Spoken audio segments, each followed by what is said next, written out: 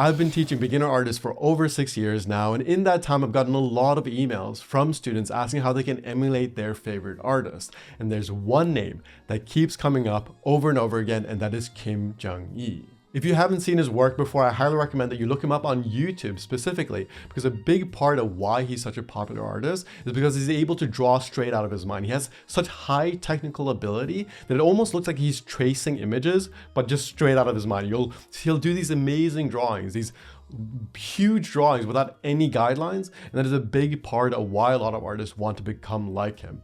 The videos of him have thousands and thousands of views, because it's such an impressive skill, and a lot of artists see that and they think to themselves, if I had that kind of technical ability, I could express my ideas freely. A lot of artists feel like they're not able to put onto paper what they have in their head. So when they see someone with that kind of technical proficiency, they think, if I got to that level, I can just explore all my ideas and I could do it very rapidly because I'd had all this skill.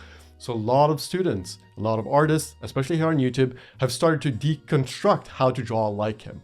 People watch his videos, people go through his sketchbooks, and just learn his method of drawing. Now, there is tremendous value in that. There is value in understanding how someone breaks things down technically, and learning from a master like Kim Jung is beautiful. And I'm happy that a lot of people are learning from him. But I do feel like a lot of artists are missing one of the main components that makes Kim Jung who he is. The thing that stands out to me when I look at someone like Kim Jung, especially in videos when he's talking about his art, or if you just look at his sketchbooks, is how much fun he's having. He's always laughing. Like in his videos, he's laughing so much. And for some reason, this is lost on most people. For some reason, the technical ability seems more impressive than the fact that he's enjoying himself. The reason why Kim Jung is so interesting to watch is because he actually enjoys his drawing practice. He has more fun drawing than most people. The way that he got to his skill level is by being able to draw 12 hours a day, right, on a regular basis since a very young age. But that didn't come from a desire just to be technically proficient. I don't believe that at all. I think Kim Jung fell in love with drawing because he understood how to have fun while drawing. And I need people to understand how important that is. Yes, you can try to copy him. Yes, you can try to follow his technical skills. That's good. If that is an art style that you're interested in, do it. But also find ways to actually enjoy your drawing practice while you do it, because that is what made Kim Jung amazing. That's what makes him interesting, right? That is ultimately the thing that is interesting about him. And a huge part of how he had fun while drawing was by accepting his interests. If you look at his drawings, he's drawing things that are interesting to him, regardless of how silly they are or how weird things look. He was not worried about judgment because he was so focused on what he actually wanted to explore. Instead of trying to become like someone else, he leaned into who he was. One thing that will stand out when you look at his drawings is that he draws a lot of military things. And why does he draw a lot of military things? Because he was in the Korean army. So he's drawing from his experience. So when other artists are copying these things, when other artists are copying what he drew without the background of why that's interesting to him, you lose the essence of why those drawings are interesting to begin with.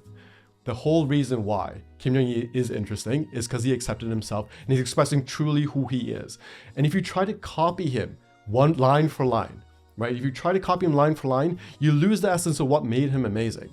By trying to be like Kim Jung in its specific details, in the subject matter that he draws, in every specific line, you are rejecting your own interests. Now, it's possible that all your interests just happen to align with everything that Kim Jung draws. Although I feel that sounds a little bit suspicious, like the odds that your interests align perfectly with this 50-year-old Korean man, that seems unlikely to me, but maybe that's true for you. But I do think that is kind of strange when I see so many studies of his work and people are just trying to become exactly like him.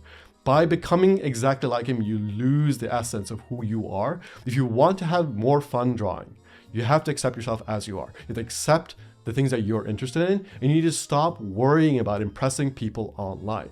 Yes, the technical ability is impressive. Yes, there's a reason why those videos have hundreds of thousands of views. Yes, I can understand why you might look at that and be like, I want to be that popular. I want to be that famous. I would like that kind of attention, or I just want that creative freedom. That's usually the reasoning people give here, right? The creative expression. But creative expression at its core comes from a place of understanding yourself and accepting yourself. And if you can't do that, you won't have fun drawing. That's super, super important for people to understand.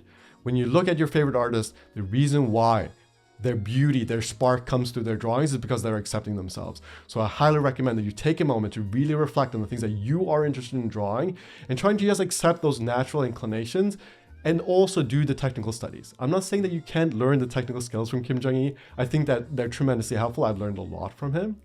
But also remember that is only one way of drawing. You do not have to draw realistically. That is not what it's about. It's not about being the most impressive. That is not what drawing is about. Drawing is about accepting yourself, exploring who you are, letting things flow out of you in a way that makes sense for you, which means that you have to accept yourself, you have to understand what makes sense for you. Your brain might not work like Kim Jung-gi. And trying to force yourself to work like him will mean that you'll burn out real fast. A lot of the people who are trying to become like him are burning out over and over again because they're missing this component of actually having fun with what they're doing. Kim Jung-gi is as amazing as he is because he had more fun drawing than almost anyone else. And I think that is very, very important to understand. If you are a beginner artist that's looking for 54 fun drawing exercises, check out the link below. I have a free video that goes through 54 drawing exercises.